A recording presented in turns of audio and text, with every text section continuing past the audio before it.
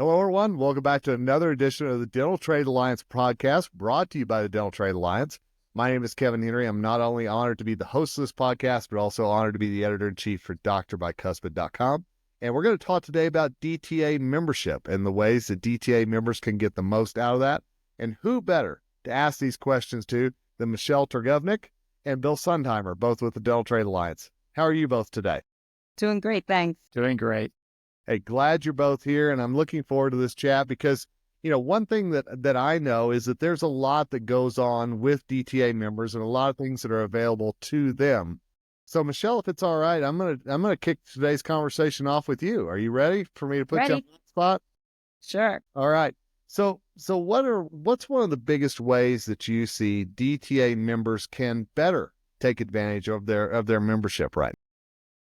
I think that staying informed with DTA alerts, looking at the webinars, I think that that's a great way to really get the most out of their membership. Yeah, absolutely. I agree totally with that. And I think the other area that's really helpful too to get the most out of the membership is involvement. DTA is a very member-driven organization. And, we're looking for input from our members on the needs that they face and to try and find ways to satisfy those needs. So I would say that being involved in the organization, getting involved in some of the committees, staying plugged into the networking and the flow of communication, as Michelle said, are really, the most important things that they could focus on in their membership. So, Bill, while I've got you on the hot seat, I'm just going to ask you another question then. What do you think is one of the most overlooked things whenever it comes to DTA membership?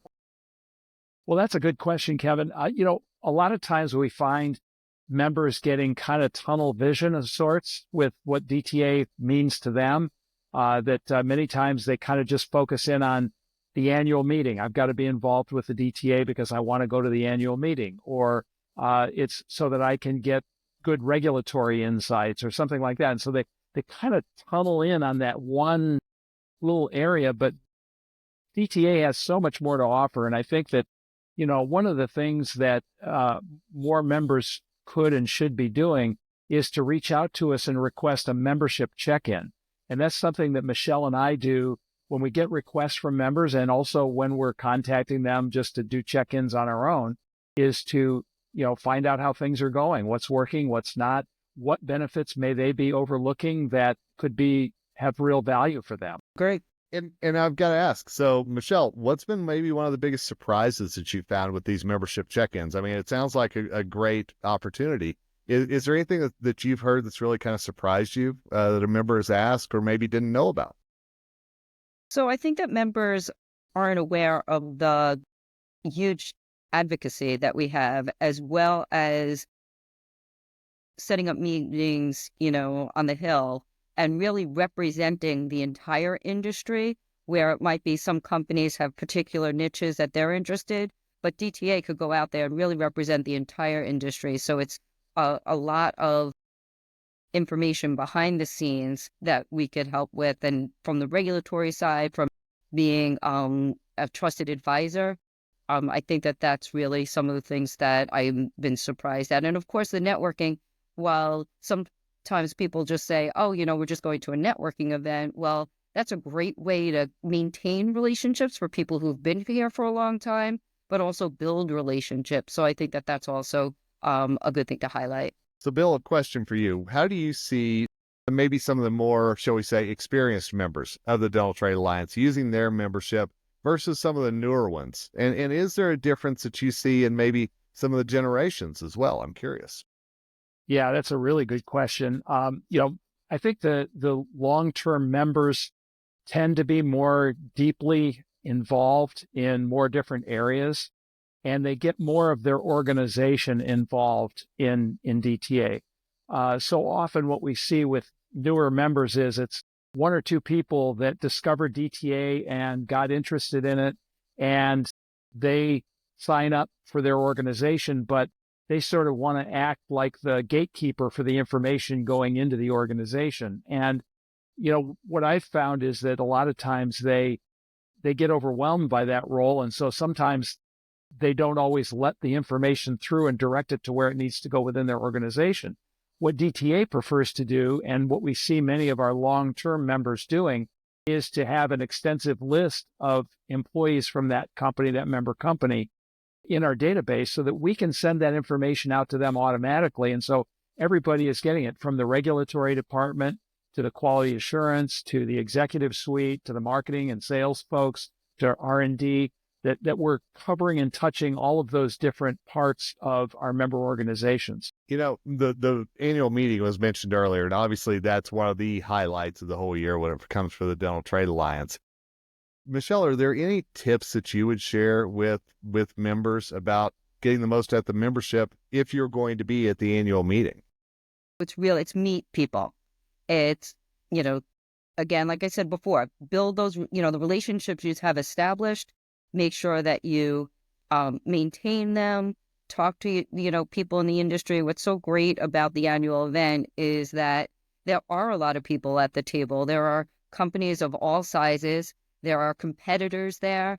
There's manufacturers, distributors, service organizations, all working together for the better of the dental industry, to grow the dental industry. And everybody having that mindset is just, it's enlightening that people could really work together towards a common goal in that environment. And I'd add to that too, that the educational content of that meeting is just outstanding. Before I joined DTA, I was with Burkhart Dental, and it was really the meeting that I looked for most each year, because we could go there and experience and listen to all these presenters that dealt not just with the state of our market and the state of the economy in general, but also talk about disruptive innovation, talk about creative communications, talk about leadership and team management techniques. And so I always felt like I came away from that meeting with just a treasure trove of new ideas and insights that I could then take back and apply. And I think that our members really appreciate that. And I know that the DTA focuses very heavily on getting really high quality speakers that are not only entertaining, but really deeply informative and providing valuable insights. And I would add to that, it's getting ahead of the trends, right? It's very easy to look backwards, right? But to look forwards is a lot more difficult. So to get those industry leaders to come to the table to identify market trends, like talking about medical dental integration, talking about things that are important to the dental industry, whether it's coding or anything like that. Those are the things that we're going to bring up at those meetings, whether it's with peers or economists, people that actually can help identify the trends that may not be as readily seen. Yeah, I really look at the DTA's role for its members as being kind of that reconnaissance person that looks over the hill to see what's on the other side, so that we can then tell the folks that are getting ready to come over the crest of that hill what to expect and how to prepare for it. And so I think DTA does a great job of that. And the annual meeting is a great sort of coming together to be able to make that all happen. So I'm curious, because both of you, I know, are also talk to prospective members as well, those who are not yet members of the Dental Trade Alliance. Bill, I'm going to start with you. What's the one thing that you really emphasize to a prospective member about why they should be a member of the DTA? Sure, really good question. They, I think the biggest thing is just making sure that they're in the loop, that they're getting out ahead of it, a little bit like what I just said, the looking over the hill, that they are going to have those insights and be able to use that to identify new opportunities or to mitigate risks in their business plans. And so we can help provide those insights, and we bring the information to them. We don't just put them in a position where they've got to go out and discover it for themselves. And so it allows them to focus on the areas of their business and business performance, while also having the benefit of the insight of what we can bring to them in terms of what is happening both down the line and in today's market with regulations, with healthcare policy and oral care policy, as Michelle mentioned, with medical dental integration and what's happening there. There's just a whole raft of different areas and topics that affect our industry that DTA is monitoring and keeping its members informed about. And just to add to that, from a prospecting list, really it's bringing, and again, I'm really just reiterating what Bill said, is relevant information simply to an organization. We know that there's a lot of data points out there there's a lot of information and communication, whether it's coming from the federal government or through the industry. And what the DTA tries to do is really consolidate, synthesize that information and make it easily digestible, which really helps new members or members alike. You know, I remember whenever I first came into the industry way long ago, my hair was a different color back then, that, you know, I was told that DTA was one of the best kept secrets in the dental industry, and that the goal was to not make it a secret anymore, to make sure that people knew really what DTA did every day for its members and for the dental industry as a whole. And I think that that's something, the more that I get involved with DTA and the longer that I'm in the industry, the more I realize just how much DTA does behind the scenes to really help the dental industry grow. Yeah, and I think it's changed a lot over the years. I mean, you know, I think there was a period of time many years ago where DTA had the rap of being kind of an old boys club for a small group of large companies. And that has changed a lot over the years. I mean, it really makes a big difference now. We've got new thinking with Greg Chavez coming in a few years ago and bringing in some new ideas and new initiatives and new programs. And I think that's really been a powerful sort of game changer for DTA, that it's, I guess I like to kid every once in a while, it's not your father's DTA anymore. It's really, and we joke about this internally, so that's why I'm saying here's a different look. But, you know, I've been in the dental industry for, you know, almost 18 and a half years prior to coming here. And it's membership that matters, right? It is something that's going to bring an ROI back to you. It's not just about networking and meeting people that you've already known, right? It's about understanding the business and growing the business.